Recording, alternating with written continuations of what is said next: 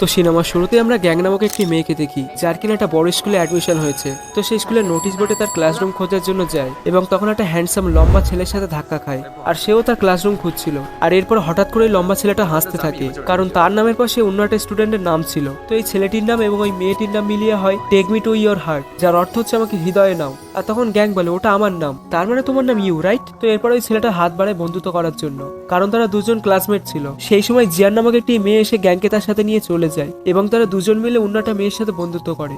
আর এখানে আমরা জানতে পারি তারা তিনজনই হচ্ছে ক্লাসের সবচেয়ে ফাঁকিবাজ মেয়ে। তো এরপর ক্লাস শুরু হয় আর ক্লাস টিচার যে ছিলেন তার নাম হচ্ছে জাং, আর তিনি এই বছর এই স্কুলে নতুন জয়েন করেছেন। তো তিনি সবাইকে নিজেদের ইচ্ছে মতো তাদের বন্ধুদের কাছে বসার পারমিশন দেয়।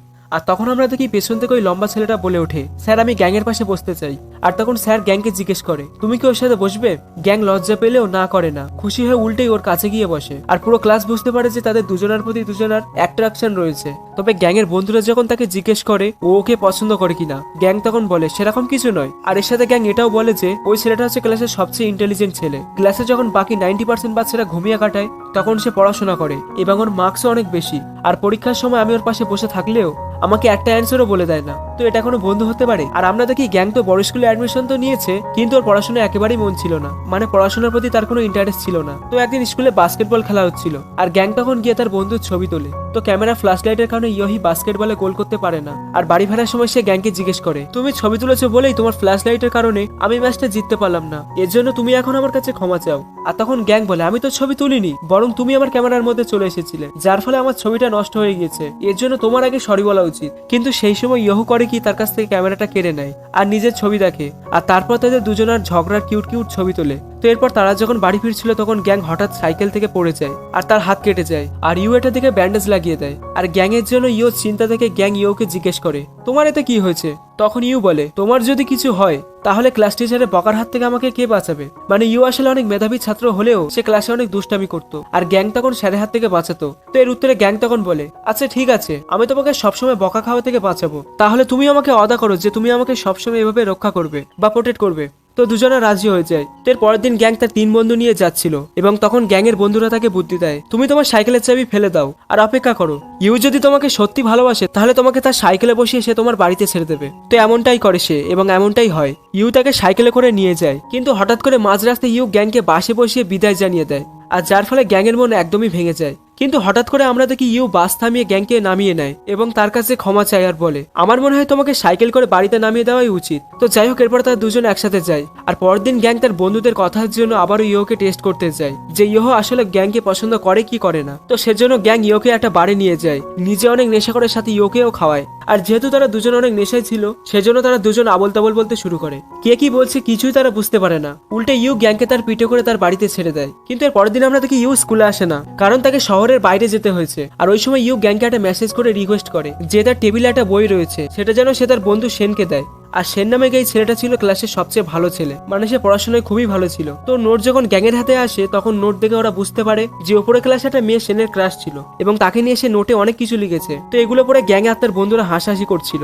আর তখন ইউ সেখানে চলে আসে আর সেই নোটবুকটি নিয়ে নেয় এবং সে গ্যাংয়ের ওপরে খুবই রেগে যায়। আর পরদিন আমরা দেখি ইয়ো গ্যাংয়ের ওপরে অনেক রেগে রয়েছে, কারণ গ্যাং তার কথা শোনেনি। তো এর জন্য গ্যাং ইয়োর কাছে সরি বলে এবং তাদের বন্ধুত্ব আবারও ঠিক হয়ে যায়। তো এর পরদিন আমরা দেখি স্কুলের ছাত্রছাত্রীদের গার্জেন মিটিং ছিল। তো যখন ইয়ো আর গ্যাংয়ের মা একে অপরের সাথে পরিচয় হয় তখন গ্যাং মানে মেয়েটির মা ইয়োর মাকে অনেক ধন্যবাদ জানায় যে আপনার ছেলের কারণে আমার মেয়ে অনেক রেজাল্ট ভালো করেছে। কিন্তু এর পরের দৃশ্যে আমরা দেখি ইয়োর মা ক্লাস টিচারের সাথে গিয়ে বলছে, প্লিজ আমার ছেলেটার সিট চেঞ্জ করে দিন, কারণ খারাপ ছাত্রীর সাথে যদি আমার ছেলে থাকে তাহলে সেও খারাপ হয়ে যাবে। আর ইউ আমাকে মিথ্যা বলেছিল যে ওর পাশে যে মেয়েটি বসে সে নাকি ওর থেকেও পড়াশোনা অনেক ভালো।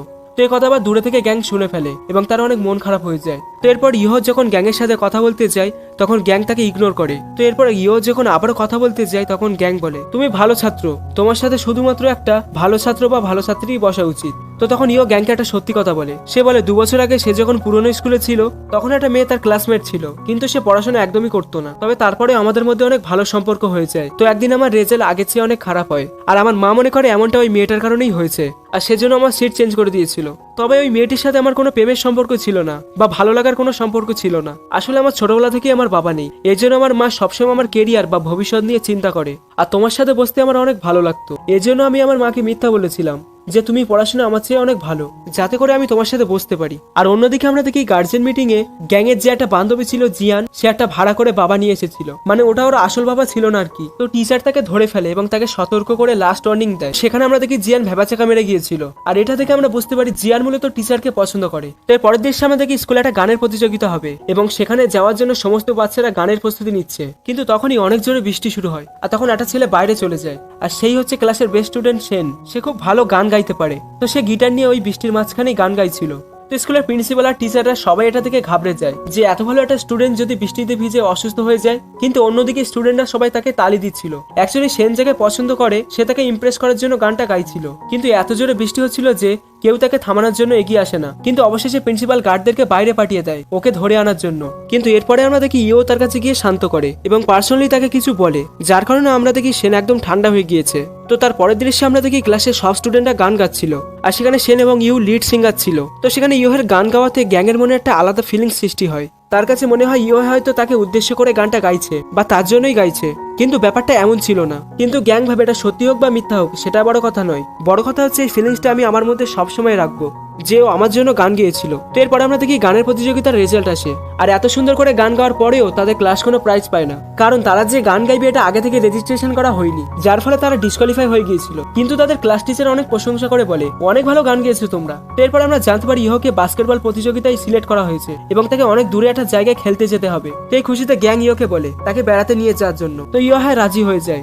এবং পরের দিন গ্যাং অনেক ভালো করে সেজে ইহোর সাথে দেখা করতে চায়। কিন্তু সেখানে গ্যাং গিয়ে দেখে তার বন্ধু বান্ধবীরা চলে এসেছে, আর গ্যাংয়ের সকল স্বপ্ন বেকার হয়ে যায়, কারণ সে ভেবেছিল শুধুমাত্র ও আর ইও হ্যাঁ একসাথে মজা করবে, কিন্তু সেটা আর হলো না। তো এর জন্য ওরা যখন আসে গ্যাংয়ের অনেক রাগ হয়। তো যাই হোক, এরপর ওদের সবাইকে বাড়িতে ছেড়ে দেওয়ার পর ইউ আর গ্যাং পার্সোনালি খাবার জন্য একটা রেস্টুরেন্টে যায়, কিন্তু তাদের কাছে টাকা না থাকার কারণে তাদেরকে শুধু দৌড়াতে হয়। আর তখন প্রথমবারের মতো ইউ গ্যাংয়ের হাত ধরে দৌড়াচ্ছিল, যেটা গ্যাংয়ের অনেক ভালো লাগে। আর এরপর থেকে কাহিনী আবার বর্তমানে চলে আসে, আর এখানে আমরা গ্যাংকে দেখি সে প্রথমে এসে তার বাবা মার সাথে দেখা করে, আর তারপর তার বন্ধুদের সাথে দেখা করতে যায়। আসলে অনেকদিন পর স্কুলে রিইউনিয়ন পার্টি হচ্ছিল, তো সবাই যেহেতু অনেকদিন পরে এক জায়গায় হয়েছে, তখন আমরা দেখি পেছন থেকে ইও চলে আসে, আর সে নাকি আমেরিকা থেকে এসেছিল।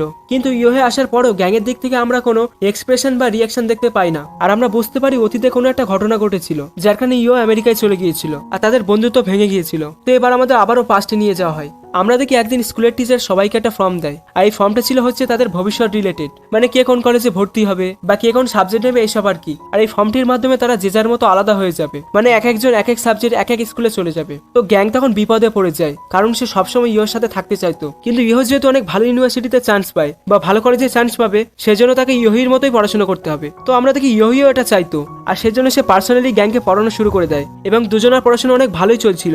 এবং সেখানে এক্সামের আগে সব বন্ধুরা ঘুরতে যাওয়ার জন্য একটা বড় উঁচু পাহাড়ে যায়, আর এখানে লোকেরা আসলে গাছ লাগাতো এবং এখানে সবাই মনে করতো যে এখানে একটা গাছ লাগানোর সময় যদি কেউ কোনো মনস্কামনা করে সেটা নাকি অবশ্যই পূরণ হয়, মানে কুসংস্কার বা অন্ধবিশ্বাস ছিল আর কি। তো যাই হোক, তখন তারা সেখানে একটা গাছ লাগায়, আর গ্যাং গাছ লাগানোর সময় একটা ইচ্ছা চাইলেও ইহো কোনো কিছু না চেয়ে সেখান থেকে চলে যায়। আর তারপর আমরা দেখি গ্যাং ওই গাছের কাছে কিছু উইশ করে, মানে কিছু একটা লিখে দেয়। তোর কিছুদিন পরে আমরা দেখি টিচার সবাইকে বলে তোমাদের ফর্ম জমা দিতে হবে, কিন্তু তখন সবাই ইমোশনাল হয়ে যায়, কারণ এই ফর্মগুলোই তাদেরকে আলাদা করে দেবে। তখন শুধুমাত্র স্টুডেন্টের চোখে জল ছিল এমন নয়, আমরা তখন টিচারের চোখেও পানি দেখি, কারণ এটাই টিচারের প্রথম ব্যাচ ছিল। তো যাই হোক, এর পরের দৃশ্যে আমরা দেখি গ্যাং আর ইউ বাড়িতে ফিরেছে, আর কাল তাদের এক্সামের রেজাল্টের কি হবে তারা কেউই জানে না, আর ওই রেজাল্টের উপর নির্ভর করবে তারা একসাথে থাকতে পারবে কি থাকতে পারবে না। বিশেষ করে গ্যাং এটা নিয়ে একেবারেই নিশ্চিত ছিল না, আর এর জন্য গ্যাং ইউর কাছে একটা চিহ্ন বানিয়ে দেয় তাদের বন্ধুত্বের স্মৃতি হিসাবে। তো কিছুদিন পর আমরা দেখি এক্সামের রেজাল্ট চলে আসে। গ্যাং আর ইউ প্ল্যান করে তারা একসাথে গিয়ে রেজাল্ট দেখবে। তো গ্যাং সেখানে গিয়ে ওয়েট করতে থাকে, কিন্তু ইউ আর আসে না। আর তারপর গ্যাং খবর পায় ইউ একটা অন্য শহরে শিফট হয়ে গিয়েছে এবং তাকে না জানিয়ে চলে গিয়েছে। একথায় গ্যাংয়ের অনেক খারাপ লাগে এবং গ্যাং তার নিজের জীবন একা কাটানোর যাত্রা শুরু করে। তো এর কয়েক বছর পর আজকে আমরা বর্তমানে তাদের দুজনকে আবারও একসাথে কথা বলতে দেখি। আর তখন গ্যাং তাকে বারবার প্রশ্ন করে, তুমি সেদিনকে আমাকে না জানিয়ে কেন চলে গিয়েছিলে? সত্যি করে বলো, তুমি কি আমাকে কখনো পছন্দ করোনি? আর আমার মনে আছে আমরা যখন শেষ দেখা করেছিলাম তখন তুমি আমাকে কিছু একটা বলতে চেয়েছিলে, কিন্তু তুমি থেমে গিয়েছিলে। আর এর উত্তরে ইউ তখন বলে, ওসব কথা মনে করে এখন আর কোনো লাভ নেই, এতে আমাদের আর কিছুই যায় আসবে না, আমাদের জীবন ভিন্ন ভিন্ন হয়ে গিয়েছে। আর একথা বলে ইয়ো সেখান থেকে চলে যায়, কিন্তু বাকি বন্ধুরা থেকে যায় এবং তাদের পুরনো স্মৃতিগুলো আবারও মনে করতে থাকে। তারা যেমন স্কুল লাইফের ভিডিও দেখে আর কথায় কথায় ইয়োহের বন্ধু সত্যি কথা বলে দেয়, আর ওই সত্যি কথা শুনে সবাই অনেক অবাক হয়ে যায়। সে বলে ইয়োহে আসলে কখনোই আমেরিকায় যায়নি, আর এখানে আমরা জানতে পারি সে কেন আসলে গ্যাংকে কিছু না বলে চলে গিয়েছিল। তো তখন সে ছেলেটি বলে ওর রেজাল্ট অনেক ভালো হয়েছিল, কিন্তু ইউনিভার্সিটিতে পড়বার মতো ওর কপাল ছিল না, কারণ ওর যখন রেজাল্ট আসে তখন ওর মায়ের এত বেশি শরীর খারাপ হয়ে যায় যে ওকে ওর মায়ের চিকিৎসা করার জন্য ওর বাড়ি বিক্রি করে দিতে হয়, আর তারপর পড়াশোনা বাদ দিয়ে একটা ছোট চাকরি জোগাড় করে নিজের পরিবারে খরচ বহন করতে হয়, এবং সে আজও এই কাজটা করছে। ও এখন খুব একটা ভালো নেই, আর এই সম্পর্কে ও ইচ্ছা করে ক্লাসের কাউকে জানায়নি, এমনকি তোমাকেও জানায়নি। আর সে যদি তোমাকে এটা জানাতো তাহলে তোমার পড়াশোনা ভালো হতো না। তো এই কথা শুনে গ্যাং তাকে জিজ্ঞেস করে ও আর ওর মা কোথায় আছে। তখন ওই ছেলেটি উত্তর দেয় যে অমুক হসপিটালে আছে, আমি লাস্টবারের মতো ওর মাকে দেখে এসেছিলাম। আর এরপর গ্যাং তখনই সেই হসপিটালের দিকে রওনা দেয়, আর সেখানে ইউ বা তার মা কেউই ছিল না। আর এদিকে আমরা অ্যাকচুয়ালি দেখি ইউ মাত্রই তার মাকে বাড়িতে নিয়ে এসেছে, আর এটা ছিল একটা ভাড়া বাড়ি। আর ইউর মা তার ছেলেকে বলছে আমার জন্য তুই তোর নিজের জীবনটা স্যাক্রিফাইস করে দিলি, প্লিজ তুই আমার জীবন নিয়ে আর ভাবিস না, তুই তোর জীবন উপভোগ কর, কারণ আমি সবসময় চাইতাম যে তোর চেহারা সবসময় হাসি থাকুক, তোর যেন ভবিষ্যৎ ভালো হয়, কিন্তু আমার জন্যই যে তোর ভবিষ্যৎ খারাপ হবে এটা আমি বুঝতে পারিনি। মায়ের মুখে সব কথা শুনে ইয়োর চোখে প্রথমে গ্যাংয়ের সাথে কাটানো মুহূর্তগুলো ভেসে ওঠে, আর তখন আমরা দেখি ইয়ো বাড়ি থেকে বেরিয়ে পড়ে আর সে গ্যাংকে খোঁজার জন্য যাচ্ছিল। আর অন্যদিকে আমরা দেখি গ্যাং গাড়ি নিয়ে ইয়োকে খোঁজার জন্য বেরিয়েছে। তখন গ্যাং রেডিওতে একটা ইন্টারভিউ শুনতে পায়, আর সেই ইন্টারভিউ ছিল ইয়নের সেই বন্ধুর, যে বন্ধু কিনা বৃষ্টিতে অনেক জোরে গান গাচ্ছিল বা গিটার বাজাচ্ছিল একটা মেয়েকে ইমপ্রেস করার জন্য। আর ওই গার্ডরা যখন তাকে ধরে আনতে যায় তখন কিন্তু ইয়োই তাকে থামিয়েছিল। তো ইন্টারভিউতে ছেলেটি তখন বলে আসলে আমার কেরিয়ারের সফলতার জন্য আমার একটা বন্ধুর অনেক ভূমিকা ছিল, আমি একদিনকে গান গাইছিলাম কিন্তু গান গাওয়ার মতো সাহস আমার ভিতরে ছিল না। তখন আমার ওই বন্ধু যার নাম হচ্ছে ইউ হ্যাঁ, সে নিজেও আমার সাথে জয়েন করে, কারণ সেও একা গান গাইতে পারছিল না। আর সে আমাকে বলেছিল আমি যদি কাউকে মনে করে বা যাকে মন থেকে চাই তার কথা মনে করে যদি গানটি গাই তাহলে আমি নিশ্চিন্তে ভেতর থেকে গাইতে পারবো বা মন থেকে গাইতে পারবো, এবং ও সেটাই করেছিল।